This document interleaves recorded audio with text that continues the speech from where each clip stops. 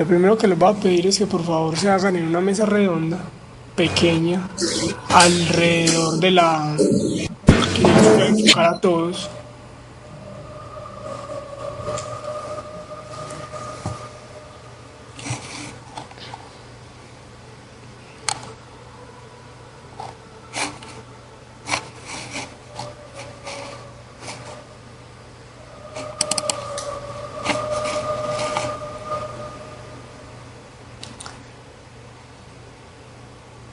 Ok.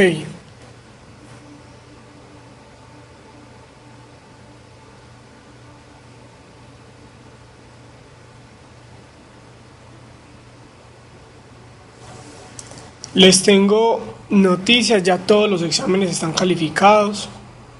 Las notas las tendrán en Mares a eso de las 12:30 del día de hoy. Hubo una persona que me solicitó que le revisara nuevamente el parcial porque le había sumado mal. ¿Se encuentra aquí esa persona? Sí, profe. Sí, tenías razón, te había sumado mal. Te daba como .6 o .7 más.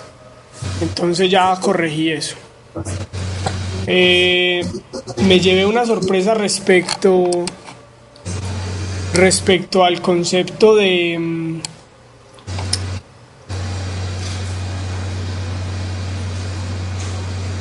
a ver, tengo por aquí los exámenes.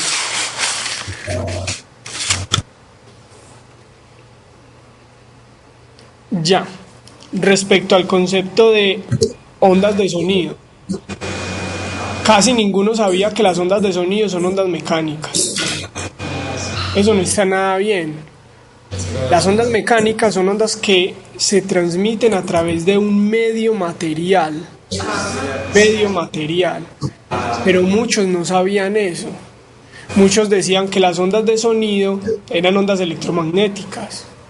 Las ondas electromagnéticas son la luz. Usted cuando habla no bota luz por la boca. Es como difícil.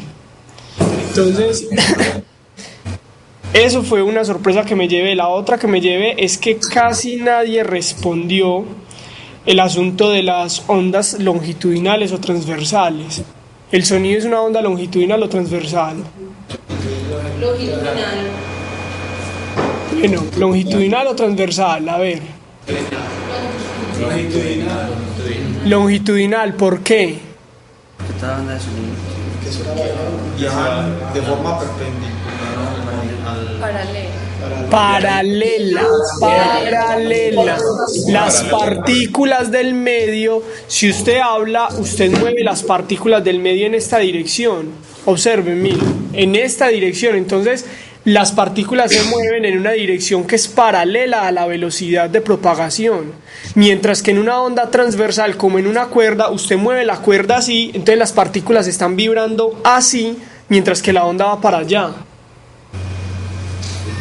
Esas dos preguntas me sorprendieron demasiado. Muy bien por los que lo ganaron, hubo varios que lo ganaron, hubo incluso por ahí un 4 algo, muy bien. Entonces, ya estamos listos con todos esos exámenes. Como les he dicho, entonces vamos a aprovechar esta clase solo para hacer taller y a partir del lunes vamos a tener live stream. En principio quiero hacerlo el lunes para ensayar. Es más, no lo hice ayer viernes porque se me dañaron los micrófonos del computador. Entonces, de aquí al lunes recuperaré nuevamente micrófonos y tendremos un virtual meeting. Todos, imagino que la mayoría ya han estado en virtual meeting con otros profesores. Sí.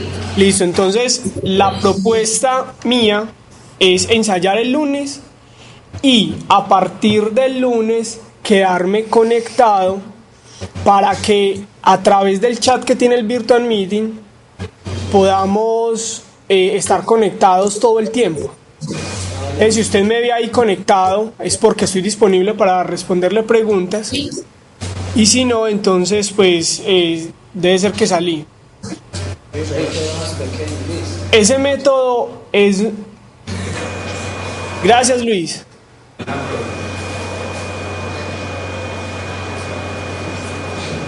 Todavía hay gente solucionando el quiz de cálculo. No, estamos llenando La lista, pro.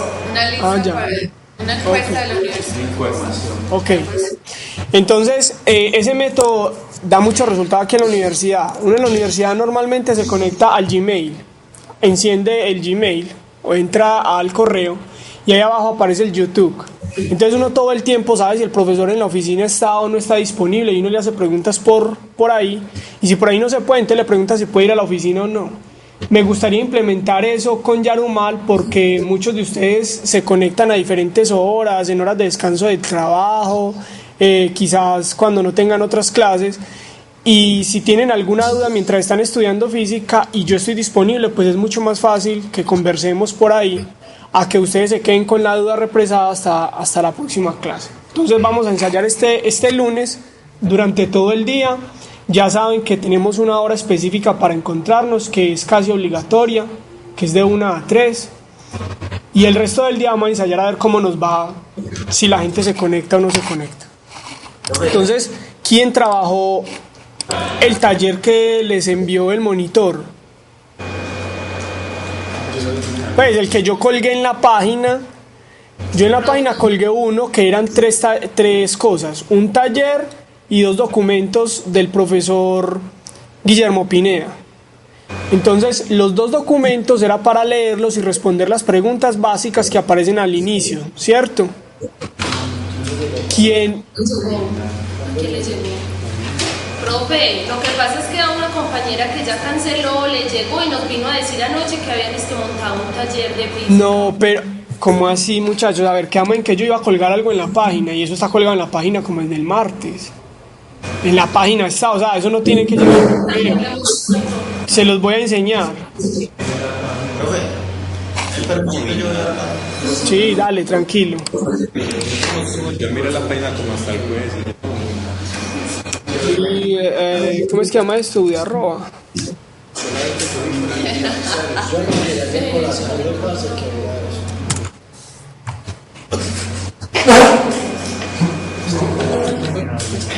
Esta pantalla tan chiquita. Para ver como el sistema.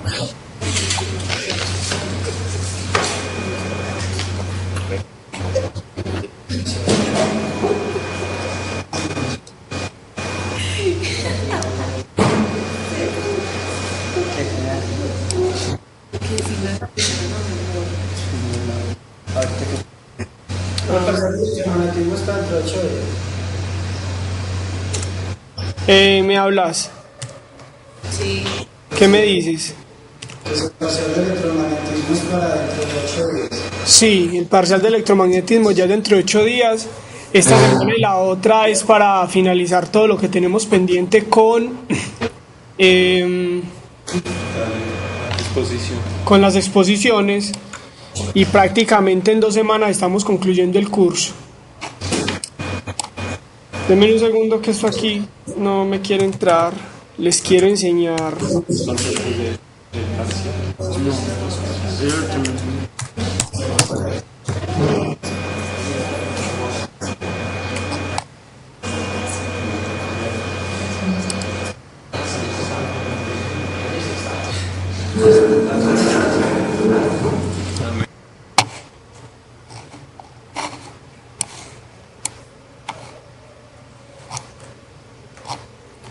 ¿Por qué no disminuye más, hombre?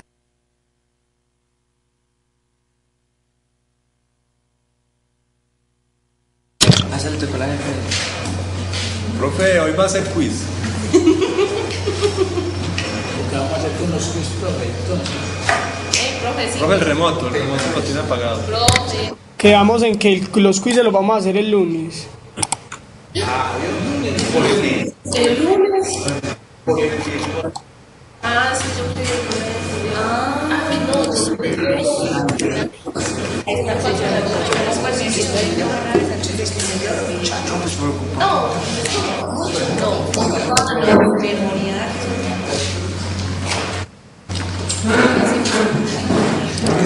Usted va a estar presente de la una.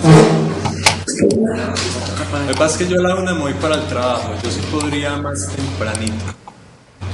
Yo a las 2 que abren la sala. ¿Quiénes de ustedes pueden no, deben todavía el quiz? Sí. O sea, que cancelaron o se fueron los que ya hicieron quiz. Sí. Listo, entonces yo el lunes más temprano no puedo. Tal vez. Yo no lo digo por el quiz, sino porque yo ya lo hice, sino para inquietudes de la exposición. Ah, bueno, entonces. Por pronto otro día en la semana. Yo le Sí, comenté, sí, pero déjame, entonces lo cuadramos el lunes y me escribes un correo preguntándome a ver cómo vamos a hacer, ¿de acuerdo? Eso. Pero muchachos, vean, observen acá en la página, pues se ve un poco extraño porque el computador reduce las cosas. Entonces aquí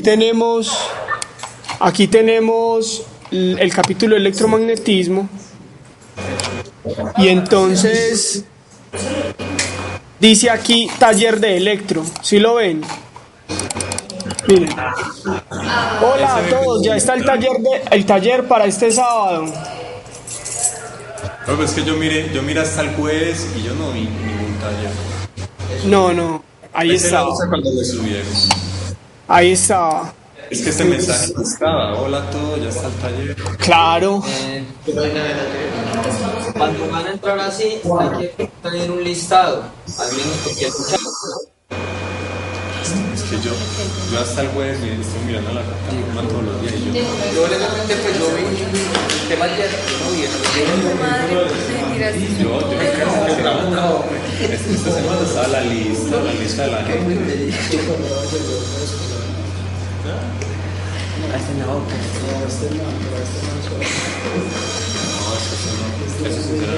Eso no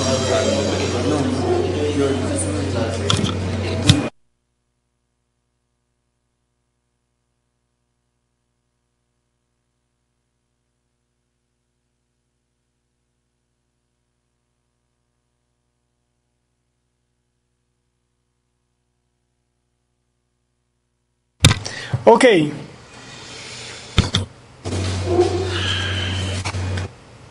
De todas formas, los ejercicios son sencillos. Entonces vamos a conversar, por ejemplo, el primero. Por favor, léanlo. Ay, yo no. no se ve. No se ve. Puedes ampliar un Es poquito. como muy pequeña la letra. Zoom. No, allá.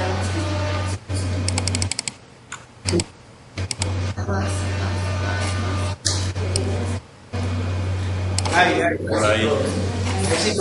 Bueno, de todas formas, se los voy a leer para que no lo copien. No se trata de copiarlo. Se trata solo de resolverlo. Entonces dice: como vimos en las diapositivas, sabemos que la carga de cualquier cuerpo que esté cargado posee un valor de carga que es un múltiplo entero de una carga fundamental. Todos entendemos esa hipótesis. O sea, sabemos y entendemos que la carga eléctrica, cuando usted electrifica cualquier cuerpo, está cuantizada.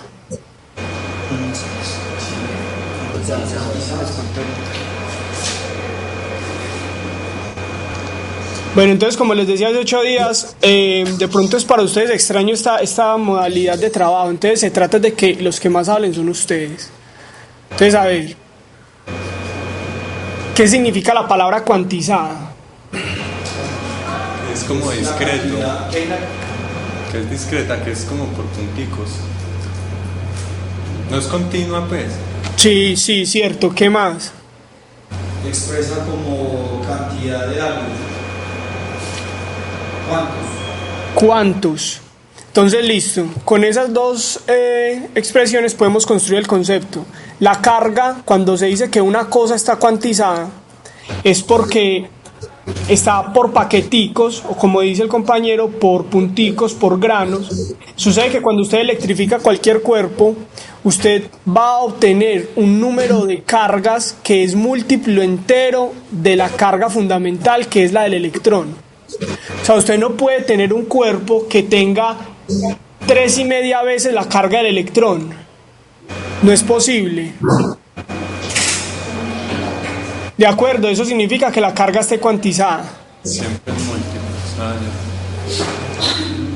Esperemos a que los compañeros se acomoden.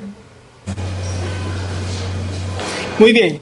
Entonces el ejercicio es, teniendo en cuenta lo anterior, y todos ustedes ya se saben cuál es la fuerza que un cuerpo le hace a otra, ¿cierto? Cuando están cargados eléctricamente. Entonces esa fuerza,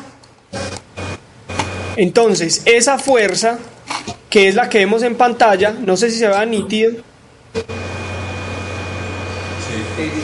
¿cierto? Entonces es la fuerza de Coulomb, es esta que está aquí arriba. Y esta es la fuerza gravitacional que ya se las había enseñado a ustedes.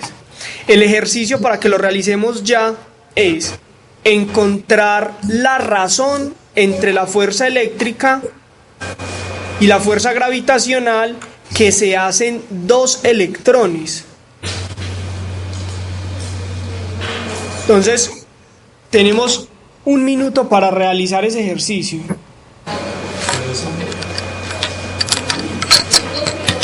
No, estamos saliendo un poquito de la metodología. Sí, se trata de que esto es un taller. Pero es que no estamos empezando como a expresar todo ya matemáticamente, que no es la idea era que fuera conceptual. Es que esto tiene un concepto, a ver, hagan esa razón y verán. Hagan el ejercicio, hagan la razón. Entre la fuerza. Hay la fuerza hay la relación entre la fuerza gravitacional entre dos electrones. Sí. La fuerza eléctrica y la gravitación. La constante es de 9 por 10.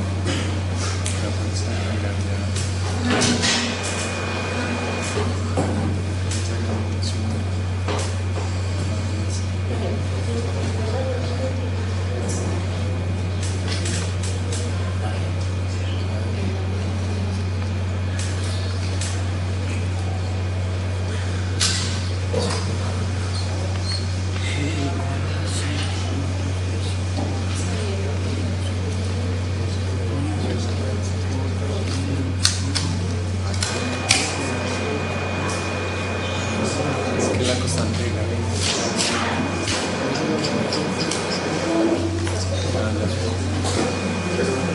La fórmula de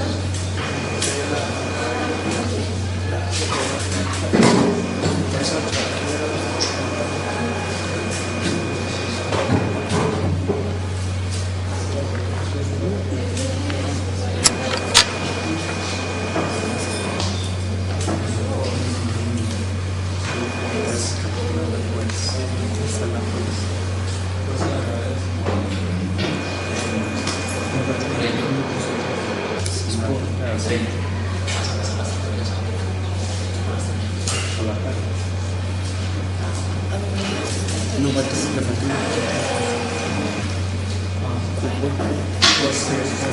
de la nota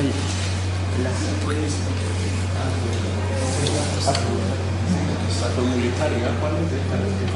Está la Q por Q prima.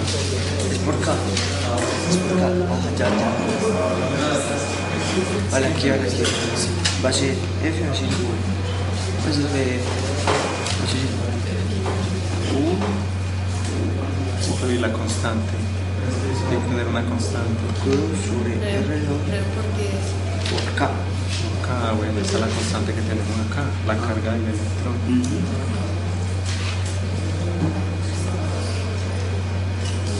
Entonces tenemos que hallar la razón entre la fuerza del electrón.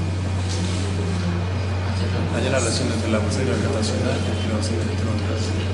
De la fuerza entre los dos electrones es igual a la carga de uno.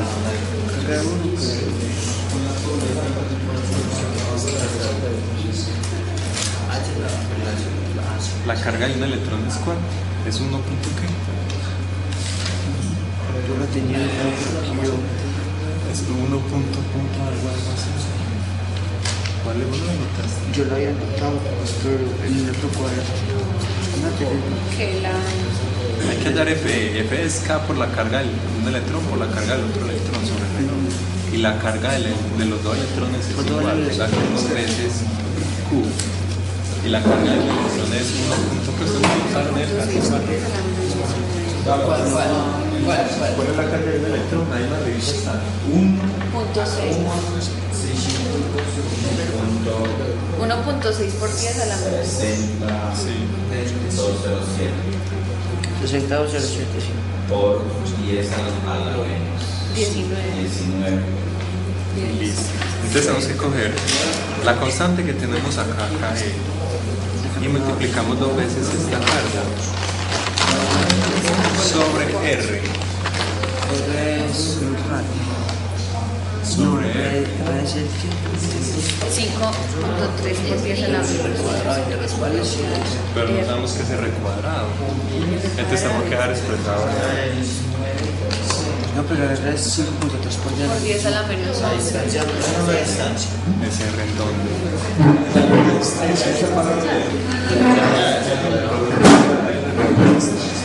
Claro, ese es el R. No, R. No, Pero es que R, usted da una cosa. no, pero eso es Cuando lo- No, eso es de un ejercicio.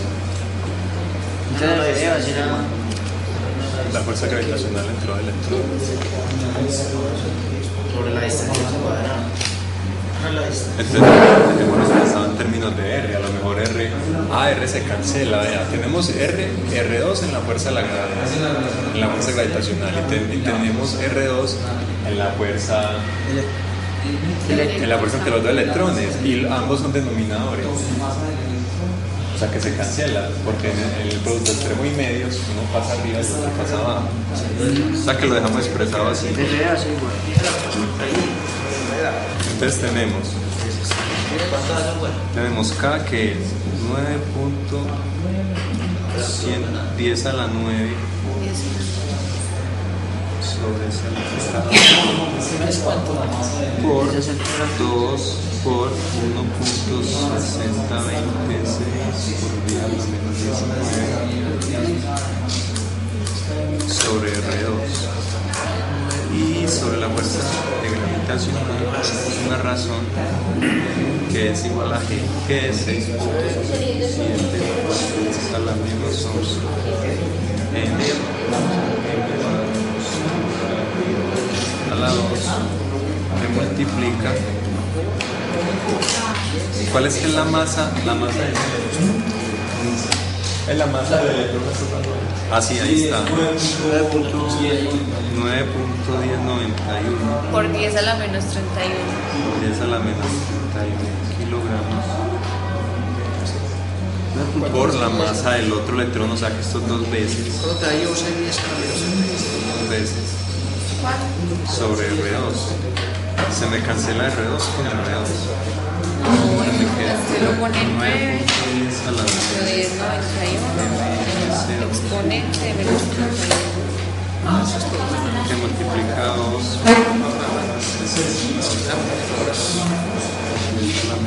Esta es la que me gráfica. sobre 6 Aquí ya se usted las curvas. 10 a la menos 11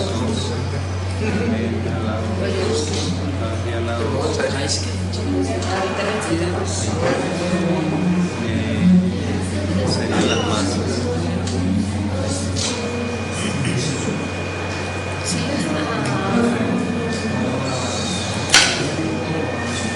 Multiplica 2 por 9. Muchachos, ¿cuánto nos dio? Ya vamos, profe. Es que la de Río es muy sencillo porque no es sino dividir las dos fuerzas, los radios se cancelan Y ya es. y solo queda la magnitud de las cargas sobre la magnitud de las masas Y las multiplicadas por y las dos constantes, ¿cierto? Ajá. La respuesta está allí abajo, 10 a la 42. Ese es tipo parcial. 4.17.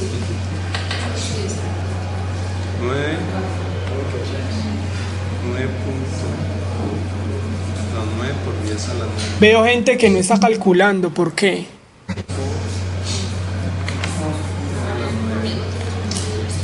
Por 2 por 60,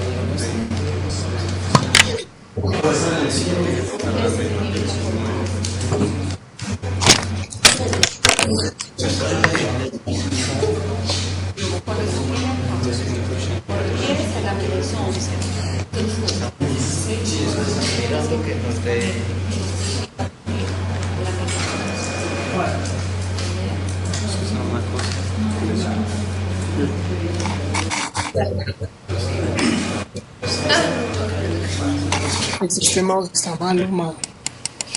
Para que sepas, este mouse está malo.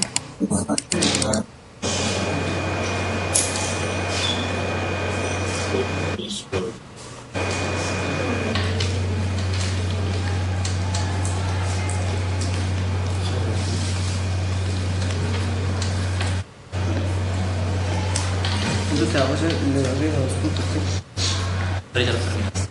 de arriba, 2.88 2.88 por 10 a la 11. a la 11, no hay la misma. La 9 por 10 a la 9. 9, vamos a hacer 3 puntos Por parte. De 9 por 10 a la 9. Muchachos, quiero que me presten atención a una forma de operar que me da la impresión que ustedes aún no utilizan. Quizás ya la saben, pero no la utilizan.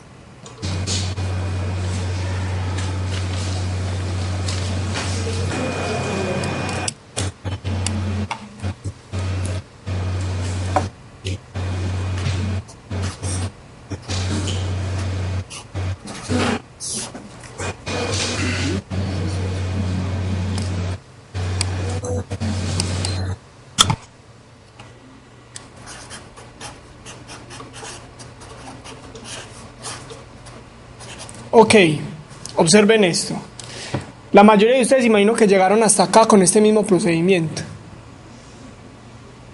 Sí, profe, igualito. Muy bien.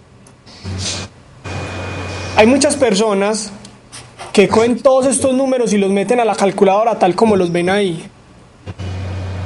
Y ese es un error. La forma más rápida de operar, o digamos la forma más limpia de operar, es ustedes multiplicar los números con los números. Entonces tiene 9 dividido 6.67. Este 9 está multiplicado los números con los números. Este número 1.6 está elevado al cuadrado. Entonces esto es 1.6 al cuadrado dividido 9.1 también al cuadrado. Entonces usted hace toda esta operación, que es muy sencilla hacerla en la calculadora, multiplicado por 10. Este 10 aporta un 9. Este 10 de abajo aporta un menos 11 en el denominador. Cuando usted lo sube, sube con signo positivo. Más 11. Luego, este menos 19 está multiplicado por este 2. Recuerden que 10 a la la B es igual a 10 a la A por B. Entonces, 10 a la B es igual a 10 a la A por B. O sea que esto es más 11 más menos 19 por 2. ¿Cuánto da eso? O 38, ¿cierto? Entonces da menos 38. Luego este también está multiplicado por 2. Esto es menos 31 por 2, que da 62 en el denominador, lo que lo convierte en un 32 positivo en el numerador, o sea, más 62, perdón. A esta forma normalmente se le llama notación científica y es mucho más útil para usted encontrar resultados correctos que coger todo esto y meterlo a la calculadora tal como lo ve. ¿Cuánto les da esta operación? 44. Pues, Todo esto da 44. sí. Muy bien. ¿Y cuánto les da este numerito?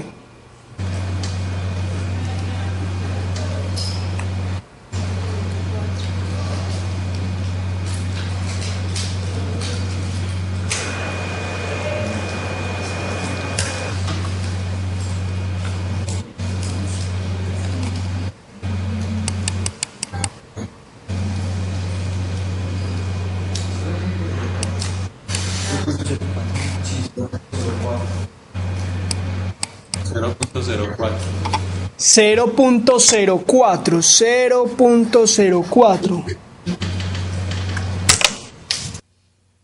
por 10 a la 40. Da 4 por 10. Dan 4,17 por 10 a la 42.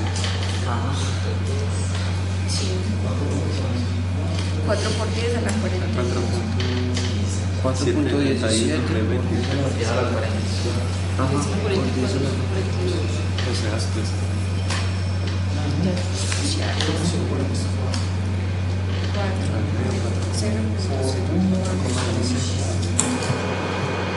Consejo número 1. No metan todos los números a la calculadora a la loca. Eso no es negocio para usted encontrar resultados correctos. El 90% de los estudiantes que yo veo metiendo todos los números así a una calculadora se equivocan. Muy bien. ¿Qué moraleja trae esto? Esto trae una moraleja muy importante desde el punto de vista de la física. Resulta que dos electrones, este es un electrón y este es otro electrón, que se encuentren a una distancia r cualquiera, se hacen ¿cuántas fuerzas el uno al otro? ¿Cuántos tipos de fuerza pueden hacerse en ellos dos si están quietos? 2 fuerzas. La fuerza eléctrica, que es la fuerza de Coulomb, causada por el campo eléctrico de la una sobre la otra. O sea que ellas se repelen o se atraen. se repelen. Se repelen porque tienen la misma carga. Pero ellas dos, por tener masa, también se atraen por la fuerza gravitacional. Entonces hay una fuerza que las impulsa hacia afuera, que es la fuerza eléctrica, y hay una fuerza que las impulsa hacia adentro, que es la fuerza gravitacional. La moraleja de este cálculo es que la fuerza eléctrica dividido la fuerza gravitacional es del orden de 10 a la 42. O sea, muchos millones. ¿Qué significa esto? Que la fuerza eléctrica es muchos millones de veces más grande que la fuerza gravitacional. Lo cual significa que en el mundo atómico las fuerzas gravitacionales no se tienen en cuenta para nada, casi que desaparecen. Porque es como usted poner 2 bebés aquí a soplar hacia adentro y poner 2 tractomulas a llevarse los electrones para lados contrarios. La fuerza del viento que puede causar un bebé es insignificante con respecto a la fuerza de las 2 tractomulas. Ese es el significado de esto. Por eso cuando se habla de mecánica cuántica, cuando se habla de física atómica, cuando se habla de cosas de electromagnetismo, la fuerza gravitacional usted no la va a ver por ningún lado, porque la una es demasiado pequeña respecto a la otra. Muy bien, preguntas. Bueno, yo sí tengo una pregunta.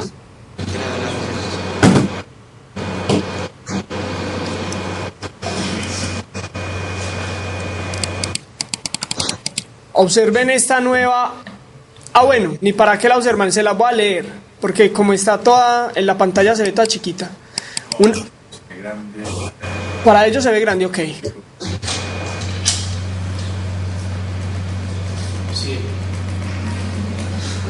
Cargado todo. Sí. ¿Listo? ¿Logran ver hasta la frase esta perturbación es la que tal cosa? ¿O queda mocha? Da mocha. Ah, bueno, por eso decía que yo la iba a leer.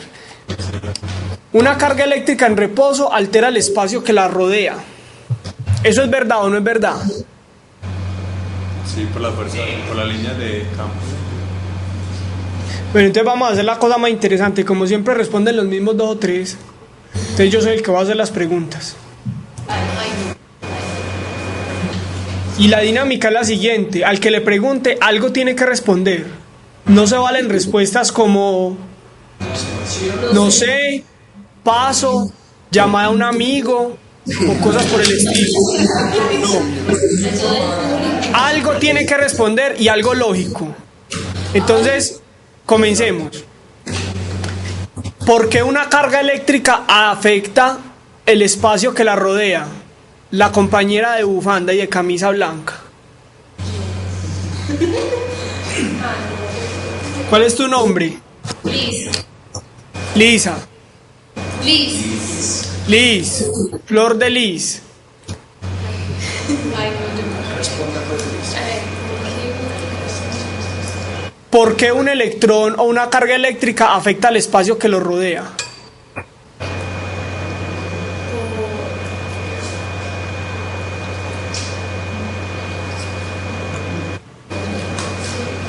¿Qué significa que lo afecte? Lo altera, cambia. Pero ¿cómo? O sea, ¿cómo puedes evidenciar tú en la vida normal que eso es verdad?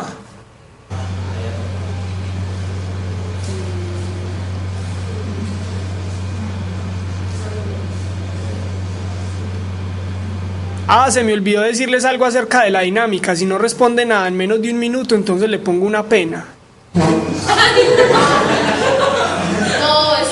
conmigo están ensayando, estamos ensayando. No. Por allá está haciendo mucho frío. Hoy. Sí. Llovió toda la mañana. Liz tiene el cabello mojado. Sí. Sí. Ok. La compañera que está al lado de Liz tiene el cabello seco, ¿cierto? Sí. Se le ve. Entonces la pena que le voy a poner a Liz por no contestar es que se le frote el lapicero en la cabeza a la compañera. Eso es una pena.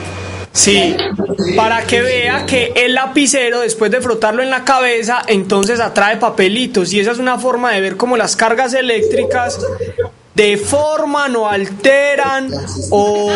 Sí. Ah, se acordó. Sí, con el ejemplo. Profe, y cuando usted hace la pregunta y a quien le pregunta no contesta, si otro sabe la respuesta. Ah, muy bien. Entonces, primero la pena, hágale pues. Pero tengo papelito. Todos vamos a ver cómo una carga eléctrica afecta al espacio. Rápido. Eso es más bien una pena para mí que me despedido. ¿Qué me estoy haciendo? Yo tengo muy malas energías. Tiene piojos, profe. Ay, esta no. De que no coge, ve. En la mano, hágase en la mano. Vale. Pero no es un lápiz, es un lapicero. Y es un lapicero. Y tiene que ser de plástico. Ella no tiene electrones negativos. No, yo no sé cuál es. Hágale a Háganle la prueba. No tiene No se le hace una electrones. diferencia de potencial en el cabello. Hágale rápido pues. Pues pero lapicero. Sí, Ah, listo. Nos hemos dado cuenta Sí. cómo la carga eléctrica altera el espacio que rodea. Ahora yo les hago una pregunta al compañero que se frotó el lapicero. ¿Cuál es tu nombre?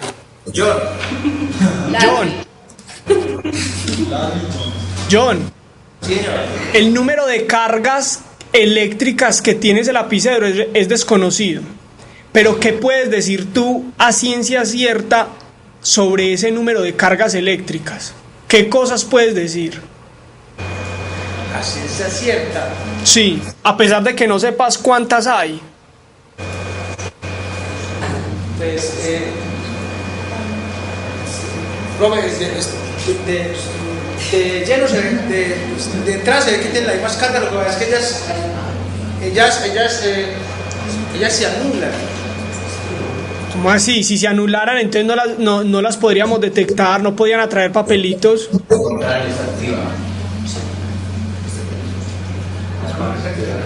Listo, parece que comenzando por la derecha del salón nos fue mal, comencemos por la izquierda. El compañero de rayas verdes, eso. ¿Qué puedes decir tú acerca del número de cargas que hay en ese lapicero cargado, en ese lápiz? Pues para mí eso está lleno de protones, entonces por eso va a traer papelito, porque va a traer los electrones del papelito. Bien, ¿qué más puedes decir acerca de las cargas? Las cargas, los protones se van a repeler. El lapicero se va a ir se van a repeler. Sí, los electrones atrás.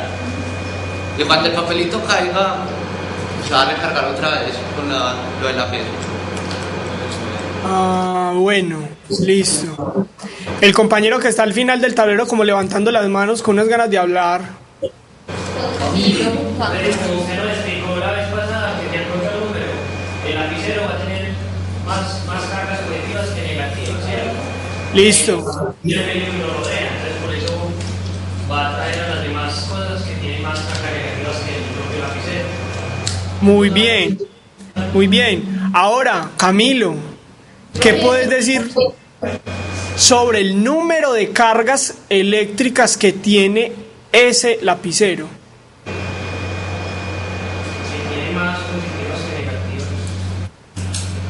¿Qué más puedes decir aparte de eso que ya lo dijiste? ¿Es un número fraccionario o no?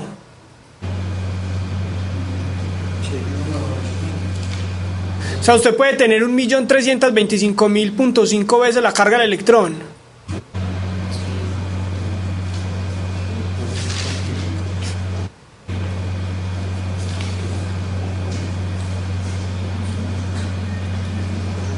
¿Quién sabe la respuesta? Como está cuantificada la carga, profe, no puede tener decimales. Exactamente. Eso lo discutimos hace 10 minutos. La carga eléctrica está cuantizada. Usted puede tener una carga eléctrica de electrón, o 2, o 3, o 20, o 30, o 50, pero no puede tener 2.5 ni 2.8. Muy bien, la pregunta sigue así.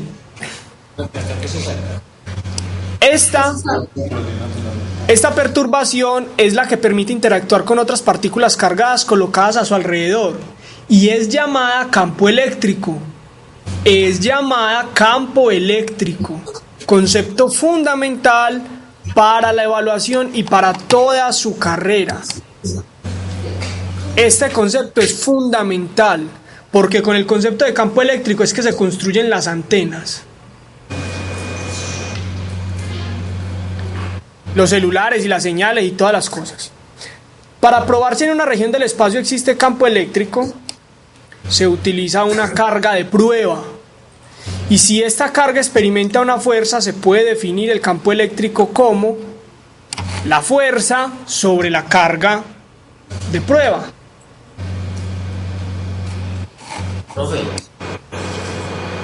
Dame un segundo. Así que haya la fuerza de repulsión entre dos protones de una molécula de hidrógeno, si su separación es de 0.5 metros, y de acuerdo a este resultado haya el campo eléctrico producido entre ellas. Este no lo vamos a hacer ya, lo hacen ustedes entre hoy y mañana y el lunes lo discutimos en la asesoría. ¿De acuerdo? Bueno, entonces la primera hora íbamos a trabajar ejercicios así prácticos, una parte de taller. Entonces hay varias preguntas, algunas sobre circuitos, son preguntas muy sencillas, quizás las más sencillas que he visto. Entonces se los dejo para que los trabajen. En esta próxima hora entonces vamos a trabajar conceptos, digamos, un poquito más importantes para el resto de su carrera y para el examen, como el magnetismo. Entonces estos fueron los módulos que yo les puse en la página. Por favor, estén muy pendientes de la página. Muy pendientes. Entonces, las preguntas básicas son estas. Las voy a leer porque es, digamos...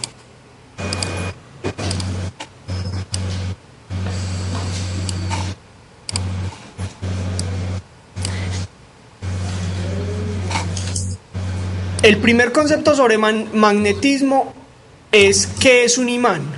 ¿Cierto? Entonces, vamos a enfrentar esta pregunta entre todos. ¿A qué obedecen las recomendaciones de no exponer al calor los elementos de almacenamiento magnético de información, tales como cassettes o disquetes?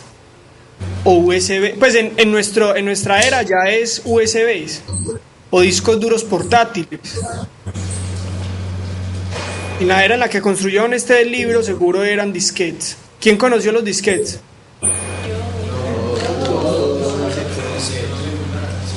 Ah, pero aquí hubo dos que no levantaban la mano. Entonces seguro ellos no conocieron los disquetes. Dice así: ¿qué es un imán, mis queridos amigos? No es como... o sea, es como una especie de polvito que le sacan al hierro, limadura de hierro. Ajá. Es que en química, pues me acuerdo que por ahí estudiando hacíamos limar con eso, una limadura, pues limadura de hierro y era así como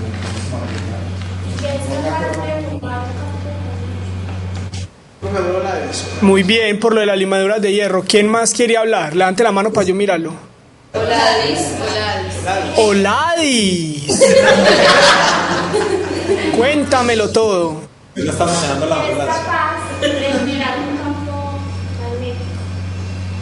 Un magneto, un imán es algo que es capaz de llenar campo magnético. Muy bien, muy bien. Ok, aquí hay unas figuritas bonitas. Observemos varias cosas importantes acerca del magnetismo. Estos documentos es, digamos, obligatorio que los lean para la próxima semana. Entonces, primeras observaciones. La Tierra tiene un campo magnético. Miren, ¿cierto? Ese campo magnético nos trae mucha suerte, porque nos defiende de las partículas que vienen del exterior del planeta, o sea, partículas o rayos cósmicos que vienen del cosmos. Y si esas partículas lograran entrar a la Tierra, la vida no se hubiera podido desarrollar como la conocemos ahora, porque esas partículas son tan energéticas y son tantas que la probabilidad de que las células se hubieran desarrollado como se desarrollaron hubiera sido demasiado baja. Entonces el campo magnético de la Tierra nos provee una protección. Segundo, microscópicamente cuando usted mira un imán se ve así. Un imán no, un material cualquiera se ve así. Un montón de imancitos pequeños, digamos que casi que cada átomo se convierte en un imán pequeño. Esa es la primera observación, digamos, en el mundo microscópico que debemos aprender hoy. Un imán se hace cuando usted coge todos estos imancitos pequeños y los alinea. Miren, los vuelven así. Entonces, cuando usted los vuelve así, todos los imancitos aportan un pedacito de fuerza, un poquito. Entonces, cuando se suman todas las fuerzas magnéticas, todos esos imanes, el material queda magnetizado. Magnetizado. Ahora bien, resulta que la fuerza eléctrica es causada entre dos partículas porque tengan carga eléctrica cada una de ellas. ¿Cuánto es la fuerza eléctrica entre un protón y un neutrón? La carga eléctrica. No, la fuerza eléctrica que hay entre un protón y un neutrón. Pero es que el neutrón no tiene carga. Entonces, ¿cuánto vale la fuerza? Cero. Cero. La fuerza entre un electrón y un neutrón es cero. Lo mismo que la fuerza que hay entre un protón y un neutrón es cero. La fuerza eléctrica. ¿De acuerdo? La carga eléctrica es una propiedad de la materia que le permite a la materia atraer cargas opuestas y repeler cargas similares. Pero el magnetismo es una fuerza diferente a la electricidad. Entonces, de ahora en adelante vamos a entender magnetismo como una fuerza distinta a la fuerza eléctrica. Porque el magnetismo se da es porque una partícula tenga campo magnético, como dijo la compañera Oladis. Entonces, de ahora en adelante no volvamos a confundir la fuerza que dos imanes se hacen. ¿Cómo se atraen dos imanes? Si usted coloca un imán por el lado norte y el otro por el lado sur, ¿cierto? Así se atraen. Pero si usted los pone los dos por el norte o los dos por el sur, se repelen. Miren que son fuerzas distintas. Si usted le pone un imán a un papelito, el papelito se pega al imán. No, pero si le pone un lápiz cargado, sí. O sea que la fuerza eléctrica y la fuerza magnética son dos cosas distintas, muy distintas. ¿De acuerdo? Ya entonces sabemos cómo construir imanes y ya sabemos cómo dañarlos. ¿Cómo daña uno un imán? Con calor. Desordenando todos estos imancitos chiquitos. ¿Y cómo los desordena? Con calor. Les mete calor, les aumenta la temperatura, les introduce energía interna y entonces termina cada átomo con el campo, con su propio campo magnético diferente a otros, a sus vecinos, y entonces resulta que en promedio los unos se cancelan con los otros. Por ejemplo, mire, este casi que se cancela con este. Estos dos se sumarían, ¿cierto? Pero no tienen con qué más sumarse. Entonces no se nota. Estos dos se sumarían, pero se cancelaría este con este. Y así sucesivamente. O sea que ustedes de afuera, desde una distancia muy lejana, como es lo que sucede, si usted mira un papelito, porque un papelito no tiene fuerza magnética, porque sus átomos, que cada átomo tiene un campo magnético, cada átomo tiene su campo magnético, entonces los átomos del papelito tienen su campo magnético apuntando en direcciones tan distintas que desde afuera en promedio se anulan y resulta que la materia en general no está magnetizada. Hay dos propiedades importantes sobre lo que decía el compañero, que él mencionaba las limadoras de hierro. Hay materiales que son muy fáciles de imantar, muy fáciles. ¿Cuáles son esos materiales? En general el hierro, el acero, el cobre no tanto, pero también se puede. Esos materiales tienen la propiedad de que es muy fácil alinear todos esos imancitos de sus átomos. O sea, los átomos de hierro tienen la propiedad de que en presencia hay un campo magnético externo, entonces todos los átomos alinean su campo magnético en la dirección del campo magnético externo. Me voy a explicar. La mayoría de nosotros, sobre todo los hombres, han visto cómo después de poner un destornillador varios días encima de un imán, ya cuando van a hacer el arreglo del computador, el destornillador les coge los tornillitos chiquitos, ¿cierto? Y las damas también han visto eso. Muy bien. ¿Por qué el destornillador queda imantado?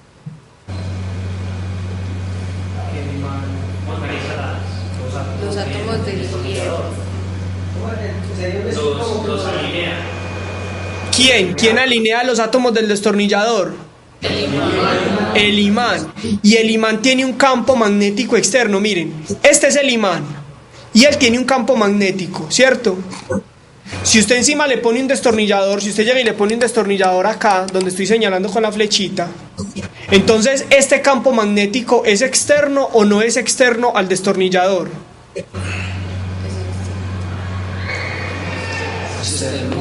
Es externo, ¿cierto? Porque el destornillador y el imán son cosas distintas. Entonces el campo magnético externo al destornillador lo que hace es coger todos los pequeños imanes o los átomos de hierro del destornillador y los alinea en la misma dirección, los peina. O sea, los vuelve... Primero estaban así, desordenados. Y si usted les pone el campo magnético externo, él empieza a peinarlos. Claro que esta figura tiene los campos magnéticos al revés del imán que les acabé de mostrar, ¿sí o no? Porque mire, los átomos de esta plaquita todos apuntan de izquierda a derecha, mientras que el imán de esta figura tiene las flechas es de derecha a izquierda. Entonces, si usted pone un destornillador sobre este imán, ¿en qué dirección se le alinean los átomos? De derecha a izquierda, quedan peinados de derecha a izquierda. Por eso el destornillador queda imantado. Ahora, entre más usted lo coja, lo toque y lo vaya calentando, y si de pronto hace un cortocircuito, entonces el calor generado en el cortocircuito le desordena, le desgreña nuevamente los átomos de hierro y ya el destornillador queda desimantado. Esto que tenemos acá es una prueba experimental. Esto no es un montaje, pues, ni es un dibujo, es una prueba experimental de la existencia de los campos magnéticos. ¿Cómo se hizo este experimento? Cogen un imán y lo meten en aceite, pues en aceite a temperatura normal, y a ese aceite le echan limaduras de hierro. Entonces, como el aceite es muy viscoso, no deja que las limaduras de hierro se hundan, sino que quedan como flotando en el espacio, y entonces el imán lo que hace es que alinea las limaduras de hierro, que son todas estas rayitas, y esta es una prueba de que el campo magnético del imán sí existe, porque las limaduras de hierro se van alineando en la dirección del campo magnético. Ahora, ¿quién dice que el campo magnético va de derecha a izquierda o de izquierda a derecha? Nadie, eso es una convención. Por eso se dice que el norte queda arriba, porque es una convención, pero si la Tierra es esférica, pues Estados Unidos podría quedar debajo de nosotros. No. Es una convención, lo mismo sucede en los imanes. ¿Quién dijo dónde está el sur y quién dijo dónde está el norte? Nadie. Es una convención. Se supone que siempre las líneas de campo magnético van de dónde a dónde. De norte a sur. ¿Sí? De ningún lado. De sur a norte. Por eso se dice que el norte está arriba, porque se supone que las líneas suben. Entonces, por eso es que se da esa convención, pero es una simple convención. Lo que sí es físico es este experimento en donde las limaduras de hierro se peinan y se vuelven en la dirección del campo magnético. Ahora, resulta que este es el campo magnético solo de un imán, pero hay distintos campos magnéticos. Por ejemplo, el campo magnético de una molécula de agua, el campo magnético de tres imanes juntos, es diferente al campo magnético de esta foto, que es solo de un imán. ¿De acuerdo? La otra pregunta o el otro concepto fundamental es el de la ley de Lorentz. La ley de Lorentz es demasiado importante para ustedes. Entonces, este dibujo está como feo. Vamos a explicarlo con otra cosa.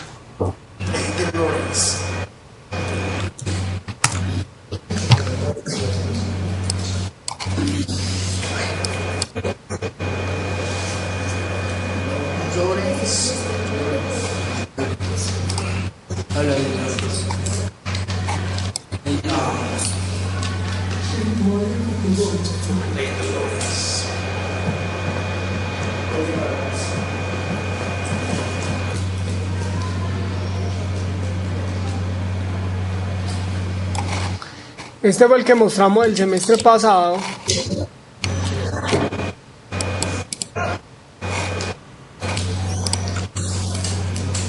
pero se tarda mucho en cargar. De acuerdo con la ley de Lorentz, toda partícula cargada que se mueva en el interior de un campo magnético en una dirección que no sea paralela a las líneas del campo estará sometida a una fuerza magnética. La fuerza de Lorentz es una fuerza centrípeta, ya que es perpendicular a la velocidad. Mientras la partícula cargada se mueve dentro del campo, perpendicularmente a las líneas de fuerza del mismo, describe un movimiento circular uniforme de radio r. Si la velocidad forma un ángulo tecta con la inducción magnética, la trayectoria de la partícula no es plana. Al descomponer el vector velocidad en dos componentes, tangencial y normal, la componente tangencial será paralela al campo magnético y la componente normal será perpendicular al mismo. De acuerdo con la ley de Lorentz, la componente normal de la velocidad hará que la partícula describa un círculo, mientras que la componente tangencial desplazará ese círculo en la dirección y sentido del campo magnético. Bueno, no se me asusten. Sí, ya veía caras de asustados. Entonces, vamos aquí al proyecto. Planteándole que haya un sentido al campo magnético.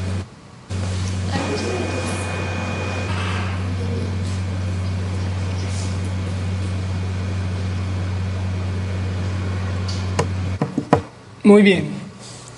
Entonces, debemos aprender dos cosas hoy importantes. La primera, cuando un electrón está quieto,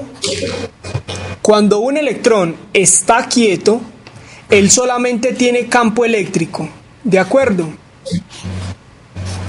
En todas las direcciones. Es un campo eléctrico esférico, ¿cierto? Pero hay un problema cuando usted mueve el electrón. Si usted lo mueve, si usted llega y empieza a desplazarlo, entonces el electrón comienza como... No vemos lo que está dibujando. La baja un poquito, pro. Bajar un poquito la hoja. Ok. El electrón tiene un campo eléctrico que es radial o esférico. Cuando usted mueve el electrón, le da cierta velocidad, digamos que el campo eléctrico como que se despeluca, ¿cierto? En palabras muy paisas, muy de acá de nosotros. Cuando esto sucede, para el electrón, digamos, recomponer o acomodar o recuperar de alguna forma su aspecto, entonces él se echa una gomina especial, él mismo, y resulta que cuando él comienza a andar y ya está así despelucado, vamos a dibujarlo como en una línea recta, él se despeluca el campo eléctrico, pero para compensar eso, entonces se arma un campo magnético a su lado. Al mismo tiempo, alrededor de él aparece un campo magnético. ¿De acuerdo?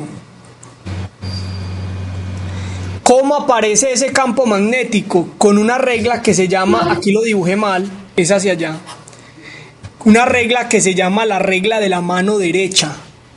Entonces, si, observen mi mano, si la corriente apunta hacia arriba, hacia mi dedo pulgar, entonces el campo magnético que nace o que se forma, que se crea, es en este sentido, hacia adentro de la hoja. Entonces, si la corriente sube, pues si el electrón caminando va subiendo, eso es una corriente eléctrica, entonces alrededor de él se arma un campo magnético en esta dirección, o como se dibuja en los textos, un campo magnético que entra. O sea, aquí hay un campo magnético que entra a este lado de la corriente, mientras que aquí el campo magnético sale. ¿Por qué se dibuja el puntico saliendo y la crucecita entrando? Es muy sencillo la regla mnemotécnica. Si ustedes ven este marcador salir, ¿cómo lo ven? Un punto, ¿cierto? Sí. Y si esto fuera una flecha de un indio, si usted lo vieran entrar, ¿cómo lo vería? Como una cruz.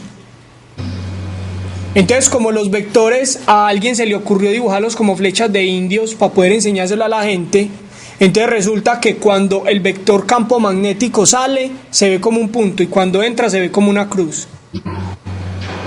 ¿De acuerdo? Si la corriente eléctrica va hacia abajo, entonces usted tiene que voltear su mano y hacer la regla de la mano derecha, lo cual implica que el campo magnético ya no entra por este lado, sino que sale por este lado y entra por este. Entonces me colocas en pantalla porque todos vamos a hacer la regla de la mano derecha. Entonces levanten la mano derecha,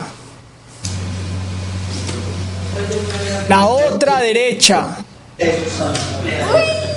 no falta el que levante la izquierda. Levanta las dos para estar más seguro. Para estar más seguro. Muchachos, obsérvenme por favor. Imaginémonos que la punta roja de este marcador es la dirección de la corriente. O sea, ¿qué es una corriente? Es un montón de electrones fluyendo por un tubo. Entonces todos vamos a colocar el dedo pulgar en la dirección de la corriente. Coja su lápiz, su lapicero, haga algo, pero manifiéstese. Muy bien. No quiero ver a nadie con la mano por allá cruzada. Entonces, si usted pone el dedo en la dirección de la corriente, sus dedos abrazarán el lápiz en la dirección del campo magnético. Por eso se llama la de la mano derecha. No la hagan con la izquierda porque les da lo que no es. ¿De acuerdo? Ahora, dejen el lápiz. Dejen el lápiz en la dirección que lo tienen. Pero ahora supóngase que la punta roja no es la dirección de la corriente, sino que la corriente va en sentido contrario. Ahora hagan la regla de la mano derecha. Todos. Ponen el dedo en la dirección de la corriente y abrazan el lápiz exactamente. Entonces los dedos suyos le van a decir en qué dirección va el campo magnético, si circula así o si circula al contrario. ¿De acuerdo? Hacia allá circula así, mientras que hacia allá circula así, hacia el otro lado. Regla de la mano derecha. Entonces el electrón, si yo me imagino que yo soy un electrón y yo estoy quieto, mi campo eléctrico es como el de la pantera rosa cuando sale de la lavadora. Así es el campo eléctrico, todo esponjado. Pero si yo empiezo a correr, mi campo eléctrico como que se desordena. Pues es un ejemplo. Entonces alrededor mío se crea un campo magnético. Si yo voy para allá, el campo magnético se crea así. Pero si yo voy para atrás, el campo magnético se crea para el otro lado. ¿De acuerdo? Muy bien. Ahora, aquí en el proyectorcito, vamos a anotar lo siguiente. Si usted tiene un círculo y el electrón está corriendo para allá, miren que en un momento él va de derecha a izquierda, ¿cierto? Entonces el campo magnético en esta región, ¿hacia dónde va? El campo magnético en esta región, ¿hacia dónde va? O sea que por aquí entra el campo magnético y por aquí sale, ¿cierto? Pero cuando él termina de dar la vuelta en esta otra sección, ya va es al revés, de izquierda para la derecha. Entonces, si usted hace la regla de la mano derecha para este lado, él va a entrar por acá. Entonces vuelve y pinta X por acá. Y por acá vuelve y sale. ¿Sí lo ve? Lo que significa que si usted observa el círculo así de lado, el campo, si la corriente va así, el campo magnético magnético. Va a entrar por este lado y a salir por la superficie, o sea que se va a ver así.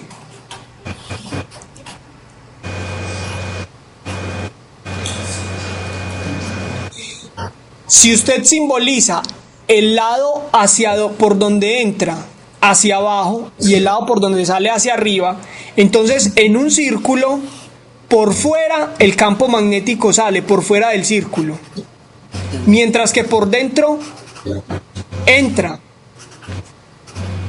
¿De acuerdo? ¿Esto en qué se traduce? En que desde lejos usted va a ver que el campo magnético sale por un lado y entra por el otro, entonces usted va a ver una espira como así, llena de campos magnéticos. Entonces desde más lejos usted va a ver como que el campo magnético es así, donde este podría ser el sur y este el norte. Eso es un átomo desde lejos. Si usted junta muchos de esos, todos sur-norte, aquí va a formar un imán cuyo sur es este y cuyo norte es este. ¿De acuerdo? Muy bien. Esta es la conexión que existe entre el campo magnético o el magnetismo y la electricidad. Pero la fuerza eléctrica es diferente a la fuerza magnética. Lo que pasa es que ellas tienen un link, están conectados, hay un puente. El puente es que cuando los electrones se están moviendo, están en pura trotando, entonces alrededor de ellos se forman campos magnéticos, pero son fuerzas distintas. Entonces, como son fuerzas distintas, resulta que cuando una carga eléctrica va tranquila, ella va por ahí, digamos Q, ella va por ahí con cierta velocidad. Alrededor de ella se crea un campo magnético, pero eso no nos va a interesar en este momento, porque el campo magnético es chiquito. Lo que nos va a interesar es que si aquí hay un imán muy grande, obsérvenlo, un imán muy grande, tan grande que no le veo el final para arriba ni le veo el final para abajo. Entonces supongamos que este de aquí abajo es el sur y este de aquí abajo es el norte. Las líneas de campo magnético, ¿para dónde van? Para arriba. ¿Así, sí o no? Pero como el imán es tan grande, hay una región donde el campo magnético es prácticamente ¿qué? Plano. ¿Sí o no? Imagínese usted un imán de unos 20 centímetros. Imagínese un electrón que es microscópico, es más chiquito que microscópico. Entonces, el electrón, ¿cómo ve el campo? Lo ve así plano, así como cuando usted se para en la orilla del mar. Usted sabe que la Tierra es redonda, pero usted es tan chiquito que usted ¿cómo ve el mar? Plano. Entonces, el electrón ve al imán, al campo magnético, lo ve así plano. Por lo tanto, y como son muchas líneas, entonces aquí hay otra, aquí hay otra, aquí hay otra. Y resulta que la ley de Lorentz establece lo siguiente: siempre que un cuerpo cargado con carga Q entre en contacto con un campo magnético de intensidad B, este campo le hará una fuerza a la partícula proporcional a su velocidad y a su carga y al campo magnético. Le hará una fuerza proporcional a su carga, a la velocidad y al campo magnético. O sea que si la partícula entra perpendicularmente, cuando ella entre, le va a hacer, este campo magnético le va a hacer una fuerza a la carga. La pregunta es, ¿en qué dirección le va a hacer la fuerza? Si se la va a hacer para arriba, para abajo, para los lados.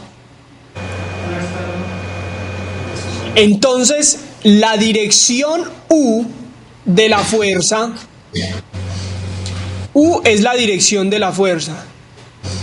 La dirección U de la fuerza está determinada por la regla de la mano derecha.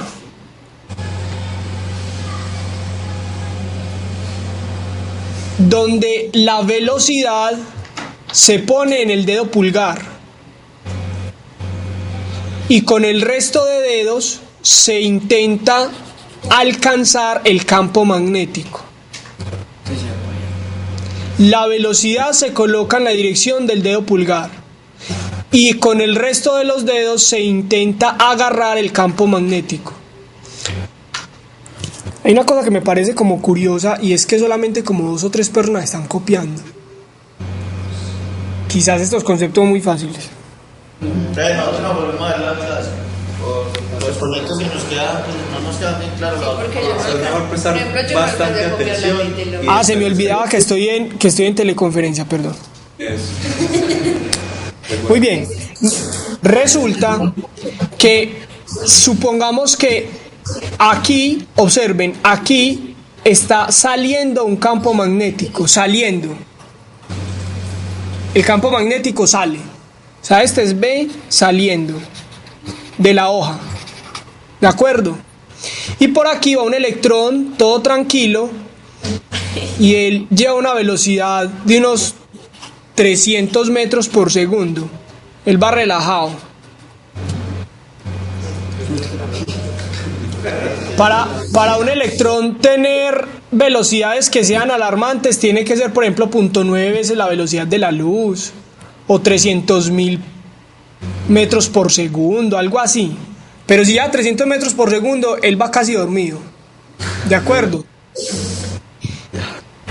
Acabamos de decir que la fuerza que este campo magnético le va a hacer al electrón es proporcional a la carga del electrón, que ya la conocemos, a la velocidad que lleve y a la intensidad del campo magnético, y que además esa fuerza va a estar dirigida en una dirección U, gorrito, que le encontramos con la ley de la mano derecha. Entonces dice así: usted pone su dedo pulgar en la dirección de la velocidad, o sea, así, mire, va entrando, y con los dedos trata de coger al campo magnético que sale. Este es el campo magnético y usted con estos dedos trata de cogerlo. Entonces la fuerza va a estar dirigida acá, va a estar dirigida hacia allá. ¿Sí lo ven? De pronto en el video lo ven mejor. Vamos a volver a colocar el video.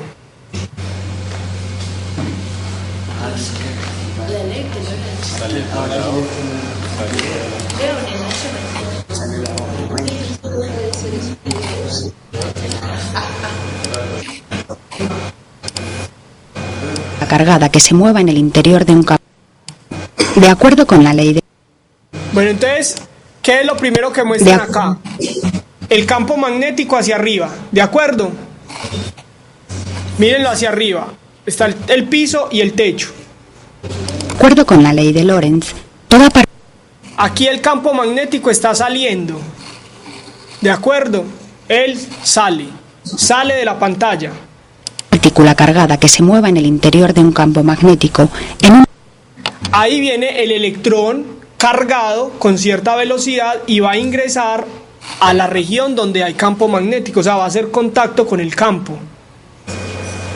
Una dirección que no sea paralela a las líneas del campo estará sometida. Observen. Usted coloca su dedo en la dirección de la velocidad, ¿cierto? Y con los otros dedos, entonces, vamos a hacer, vea, ya sé cómo explicarlo así por cámara. Coloque aquí en el retroproyector, miren, coloque este dedo, el de la mitad, colóquelo en la dirección de la velocidad. Entonces usted llega y le hace así al electrón, pues le hace así, ¿cierto? Usted llega y lo localiza. Y entonces llega y intenta coger el campo magnético que es este con todos los dedos. Y este dedo le va a decir en qué dirección es la fuerza. ¿De acuerdo? Entonces, el de la mitad llega y lo pone en la dirección de la velocidad. Y lo cierra, tratando de coger el campo magnético. Y este dedo le va a decir en qué dirección está la fuerza. ¿De acuerdo? Entonces, en este caso, la fuerza, cuando él entra aquí, cuando él está aquí, la fuerza es hacia abajo. Entonces él comienza a caer como en caída libre, pues como si fuera una partícula con cierta velocidad con una fuerza hacia abajo. Pero cuando ya está por aquí, ¿para dónde es la fuerza? Si la velocidad es para allá, entonces usted vuelve y hace la misma. Entonces, en vez de voltear la mano, voltea la hoja y vuelve y hace la regla. Entonces la fuerza da para allá.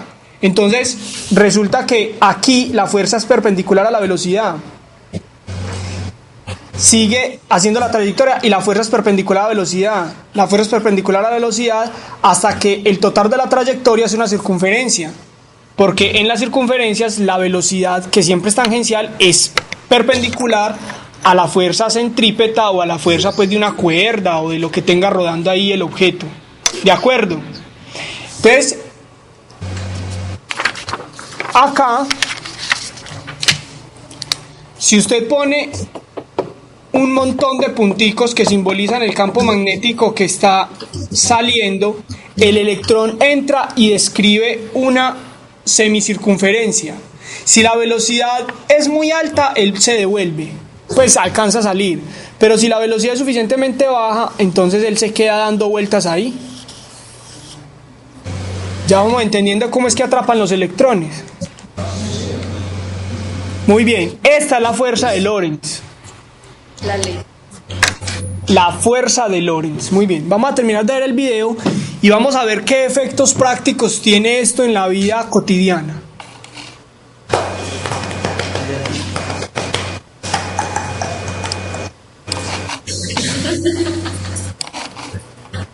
A una fuerza magnética. La fuerza de Lorentz es una fuerza centrípeta, ya que es perpendicular a la velocidad. Mientras la partícula cargada se mueve dentro del campo, perpendicularmente a las líneas de fuerza del mismo, describe un movimiento circular uniforme de radio r. Si la velocidad forma un ángulo tecta con la inducción magnética, la trayectoria... Aquí yo quizás cometí una imprecisión ahorita cuando les dije que si la velocidad era baja se queda dando vueltas al revés. Si la velocidad es alta, entonces la fuerza es muy grande. Si la fuerza es muy grande, entonces la partícula describe más fácil una trayectoria circular. Mientras que si la velocidad es pequeña, la fuerza es muy pequeña y ella logra salir nuevamente del campo. ¿De acuerdo? Es una imprecisión que cometí. Entonces terminemos aquí a ver el video. La partícula no es plana. Al descomponer el vector velocidad, si la velocidad forma fuerza del mismo, describe un movimiento circular uniforme de radio r. Si la velocidad forma un ángulo tecta con la inducción magnética... Aquí la inducción magnética es lo que nosotros estamos llamando intensidad de campo magnético. Entonces estas líneas negras son el campo magnético. Y lo que se va a simular ahí es que la velocidad ya no sea plana, como acá, que solamente está en el plano de la hoja, sino que ya va a tener una componente hacia arriba. O sea, va a tener una componente en el plano y una componente hacia arriba. O sea que en general eso se va a ver como así. Perpendicularmente a las líneas de fuerza del mismo, describe un movimiento circular uniforme de radio r. Si la velocidad forma un ángulo tecta con la... O sea, el primer caso era cuando esta componente era cero, entonces nada más estaba en el plano. Y ahí se quedaría dando vueltas contra esta tapa, con la tapa del fondo. Pero como ya está un poquito levantada, miren, ya es la velocidad verde grande, entonces ella va a tener una componente que la va a hacer inducción magnética, hacer hélices. La trayectoria de la partícula no es plana. Al descomponer el vector velocidad en dos componentes, tangencial y normal, la componente tangencial será paralela al campo magnético y la componente normal será perpendicular al mismo. De acuerdo con la ley de Lorentz, la componente normal de la velocidad hará que la partícula describa un círculo, mientras que la componente tangencial desplazará ese círculo en la dirección y sentido del campo magnético. Estas trayectorias circulares se sitúan sobre planos paralelos a X o Z, que se desplazan en la dirección y sentido del campo magnético, semieje o Y, con velocidad constante. La composición de estos dos movimientos hace que el movimiento que describe la partícula sea helicoidal. Muy bien. De acuerdo con la... Entonces, en estos momentos... Perdón, volvamos al paisa. ¿Qué más, Luis? Hoy no hay parcial. No hay parcial. Muy bien, entonces Dale. estamos ya en capacidad de entender por qué. Bueno, les voy a enseñar otra cosita sencilla para hacerles un tren de preguntas bien carnudo, como dicen por ahí. Dice así: cuando el electrón, ya ustedes saben que cuando un electrón, una partícula cargada que tiene campo eléctrico, está quieta, entonces el campo eléctrico es como el de la pantera rosa, ¿cierto? Cuando está quieta. Claro que la pantera rosa lo que le muestran son los pelos, pero al electrón se le muestra el campo eléctrico. Contame. Por eso es que cuando uno se acerca a un televisor, cuando se apaga Los pelitos se le paran. No me dañes el cuestionario, me dices una de las preguntas que lo vas a hacer enseguida. Ya no. Antonio siempre Antonio es adelantado, pero muy bien. Entonces, lo otro que debemos aprender hoy es que cuando el electrón viaja con cierta velocidad, entonces crea campo eléctrico al lado e interactúa con los campos magnéticos. Si la velocidad es cero, pues entonces la fuerza de Lorentz es cero, ¿cierto? Muy bien. Pero cuando esta velocidad varía con el tiempo, o sea, el electrón se acelera o se desacelera, cuando hay aceleración, entonces el electrón emite luz. ¿De acuerdo? Entonces usted tiene el electrón que va viajando todo tranquilo, relajado, con 20 metros por segundo, y lo frenó en seco. Entonces él emite luz. ¿De qué color? Ya dependiendo de cuánta velocidad llevaba y de cómo fue la aceleración o la desaceleración. Si él va ahí tranquilo y usted de un momento a otro le pone por aquí un protón y él entonces se acelera porque el protón lo jala, llega un momento en que él empieza a emitir luz y la emite por paquetes, por pulsos. Él no emite luz constante, o sea, él no se ilumina como si fuera una lámpara, sino que él empieza a emitir pulsos de luz. ¿De acuerdo? Sí. Muy bien. Primera pregunta. ¿Por qué el campo magnético de la Tierra le trae suerte a los humanos?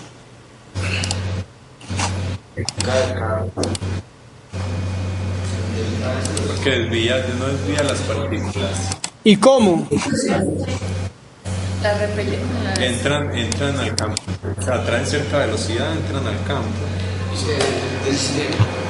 Y se devuelve. Las desvían. Luego se sale. No, la sale ya. Hace como el directo dentro. Pero alguna vez vi un vehículo Discovery Channel que decía que el campo magnético de la Tierra o los polos cambian. Cierto, pero entonces vamos a hacer una cosa. Primero vamos a observar estas fotos para que primero me resuelvan la pregunta. El campo magnético de la Tierra es aproximadamente así. Miren que las líneas suben, por eso es que dicen que Norteamérica está arriba. ¿Listo? Entonces, la primera pregunta es, ¿por qué este campo magnético defiende la Tierra de las partículas de afuera? Primero, porque la mayoría de partículas que vienen de afuera vienen cargadas, positivas o negativas. O Ladis. El campo magnético va a generar a esas partículas electrizadas y lo que va a hacer que viajen a la segunda dirección. Que viajen a... Sí, ¿Que viajen a dónde? ¿Al más allá? No, sigue su trayectoria del imán o del campo magnético de la Tierra. Entonces observen pues lo que pasa, vean. Viene una partícula y como ella es tan chiquita y el campo magnético de la Tierra es tan grande, entonces ella ve el campo magnético como paralelo. O sea, ella no lo ve así curvo, sino que ella lo ve como derecho. Entonces, cuando ella entra, empieza a darle vueltas a las líneas de campo, como vimos en el video anterior. Y como en general, pues no tienen velocidades que siempre sean perpendiculares, ellas entran con velocidades cualquiera. Entonces resulta que las partículas siempre terminan yéndose en una dirección del campo o en la otra, pues para arriba o para abajo, como vimos en el video anterior. Entonces las partículas terminan yéndose por acá, para los polos. Ahora, la pregunta es, ¿qué tiene que ver esto con las auroras boreales? ¿Las qué? Auroras boreales. Antonio. Muchachos, todos debemos conocer una aurora boreal, por lo menos en fotos. Esto es una aurora boreal, miren.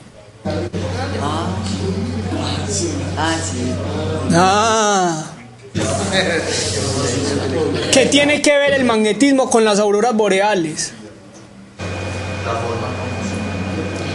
Que cambia la Eso es luz. Eso es luz, o sea que son perdiendo energía. Exactamente. Las partículas, vamos a ver si aquí tenemos una imagen.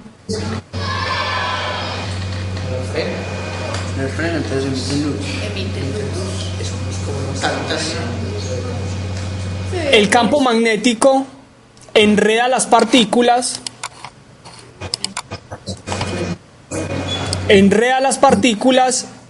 y las manda para los polos, para arriba o para abajo.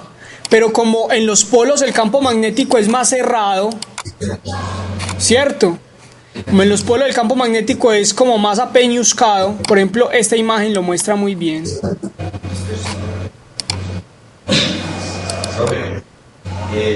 Leyendo algo sobre la Tierra, de hecho tenía la inquietud para preguntarle a ver qué pensaba usted de pronto como un cuasi científico. De que hay una teoría que se dice que realmente la Tierra ya no es conforme tenemos la idea, sino que la Tierra es hueca. Y precisamente hay una parte que en uno de los videos manifiesta que lo que nosotros vemos como auroras boreales realmente son las proyecciones de luz y de energía que salen por los polos, que se supone que por ahí son los puntos de entrada y de salida al interior de la Tierra. Bueno, ¿tiene algo de seriedad o eso es...? Bueno, yo te voy a explicar, yo te voy a orientar en ese sentido. Mira,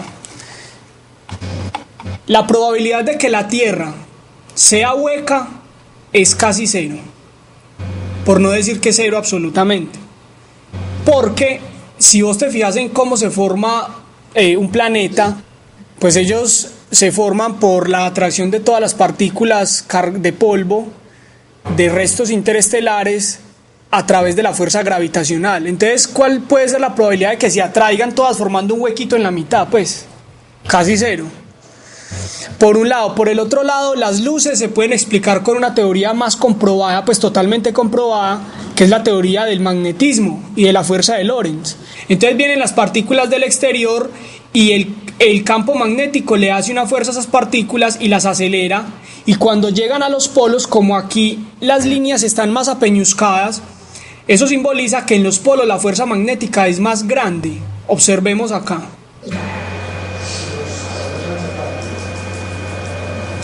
Por acá la intensidad de campo magnético es pequeña, porque las líneas están separadas. Mientras que en los polos las líneas de campo magnético están más juntas. Eso significa que allá el campo magnético es más intenso. Cuando llegan acá, la fuerza es tan grande sobre las partículas que las acelera demasiado y las pone a emitir luz.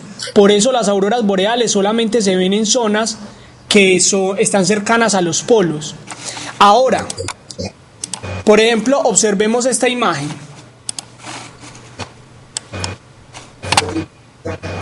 Esta imagen es una explicación muy buena de por qué la Tierra recibe constantemente partículas cargadas del cosmos. El Sol tiene constantes erupciones que ya se han observado y ustedes las han visto en los programas de Discovery Channel. Entonces, el Sol emite constantemente partículas cargadas, ionizadas, o átomos ionizados o partículas cargadas. Entonces, del Sol nosotros estamos recibiendo todo el día una tormenta de partículas cargadas.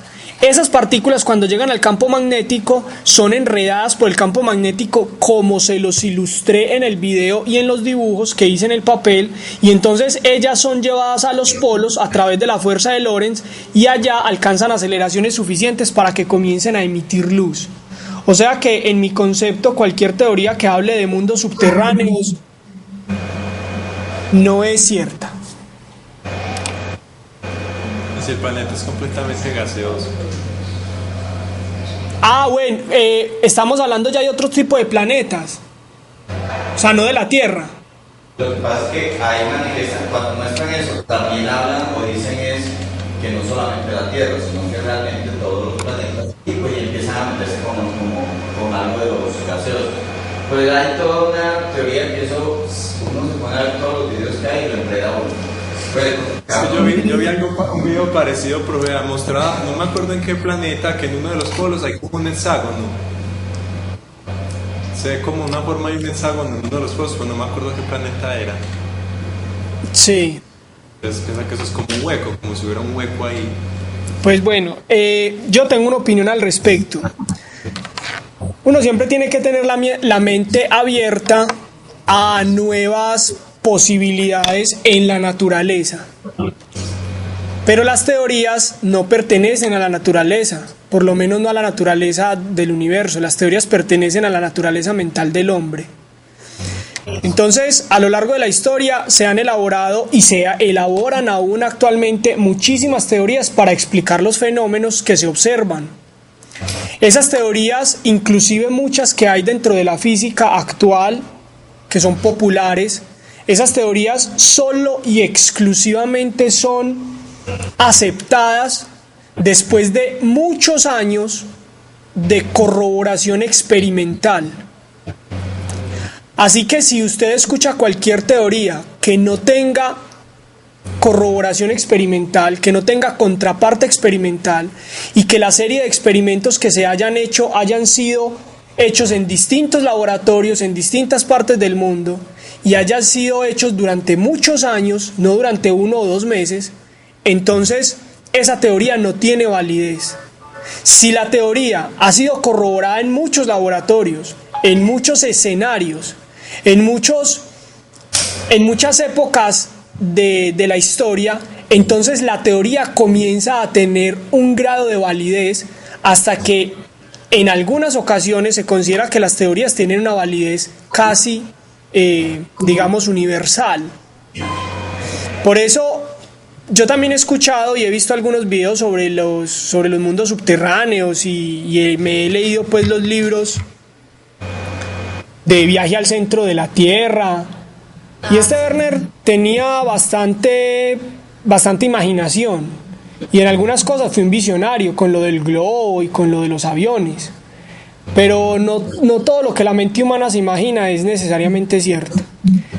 El principal obstáculo que yo le veo a ese tipo de teorías es que no se ha encontrado el primer túnel que lleve a algún sitio subterráneo que pueda considerarse como un mundo o una civilización. Si ya se hubiera encontrado, entonces el argumento sería otro. ¿De acuerdo? Para concluir este capítulo de la fuerza de Lorentz, aparte ya de haber explicado de manera satisfactoria las auroras boreales, el efecto del campo magnético terrestre sobre la vida en la Tierra, entonces hay una última cosa que es importante verla, y es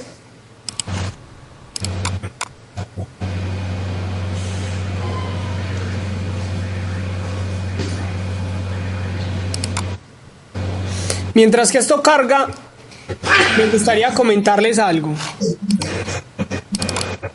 Es muy importante que uno, digamos, tenga... esto no quiere abrir, ole. Ya. Tenga la mente abierta a otras posibilidades. Y uno nunca puede negarse eso, porque ese es el método de Descartes, la duda.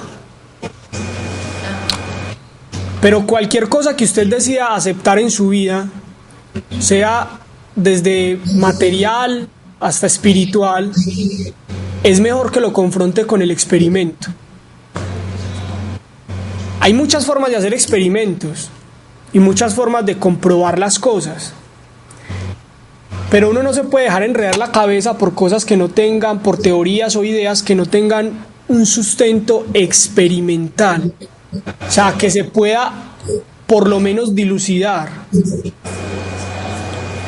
Muy bien.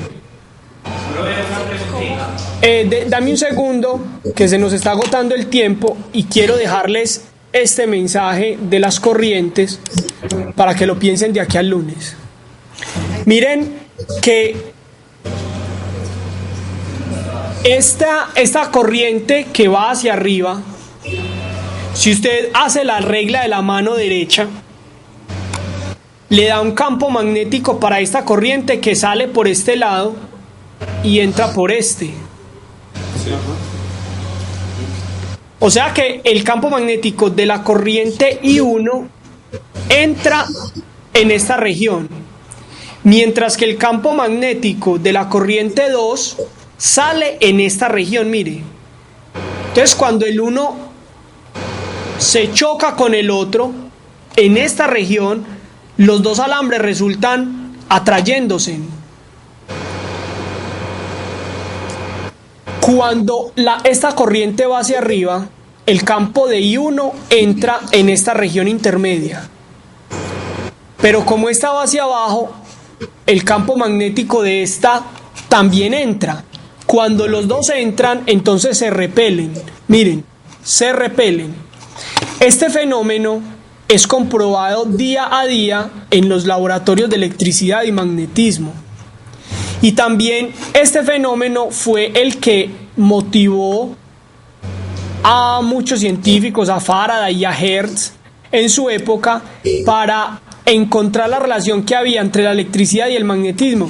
Porque si usted se olvida olvídese de I2, imagínese que no existe, y al lado de I1 coloca una brújula, el campo magnético causado por la corriente 1 va a ser capaz de mover la brújula. ¿Sí o no? Muy bien. Digamos que es el principio en el que se basa la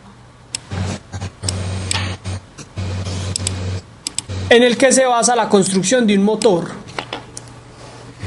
Estas cosas azulitas que vemos aquí son imanes que tienen un campo magnético, y todo el embobinado que tiene adentro un motor es para hacer pasar por él muchas corrientes eléctricas que a su vez generen campos magnéticos, y esos campos magnéticos se repelan con el campo magnético del imán. Así entonces, haciendo pasar corrientes por ese embobinado, se logra que todo el embobinado termine rotando para un lado o para el otro.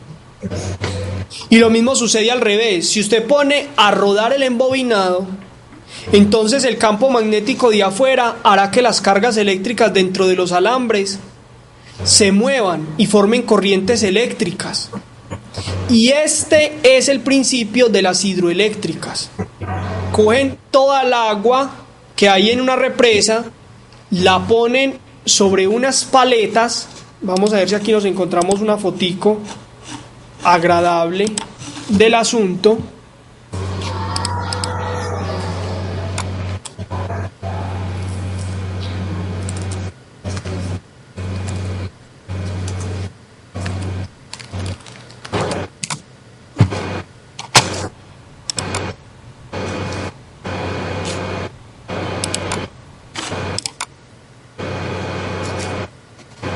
Miren, represan el agua, la hacen pasar por unos tubos y estos tubos lo que hacen es mover estas paleticas que realmente son grandes, inmensas, y estas paletas por la fuerza del agua mueven constantemente este embobinado.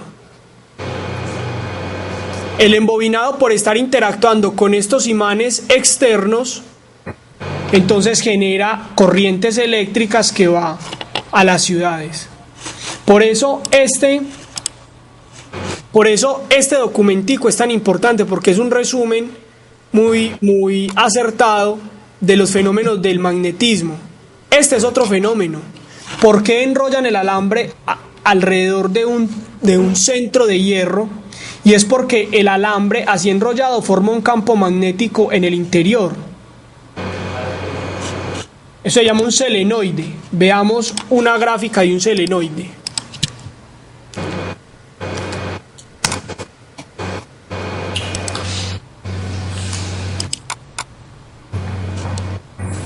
Miren, esto es un selenoide. Bueno, esperemos que cargue. Esto es un selenoide. Si usted le hace pasar corriente eléctrica por el alambre, entonces dentro del alambre se le van a formar campos magnéticos de esta forma. Mire, este es el alambre. Estos círculos es el alambre. Entonces lo cortaron. Por aquí sale la corriente eléctrica y por aquí entra. Por aquí sale, por aquí entra. Entonces el campo magnético formado por cada alambre se suma al campo magnético del alambre siguiente y termina formando un campo magnético dentro del selenoide, o sea, aquí en esta región hueca, aquí. Es como si fuera un tubo, pero de campo magnético, por donde fluye campo magnético.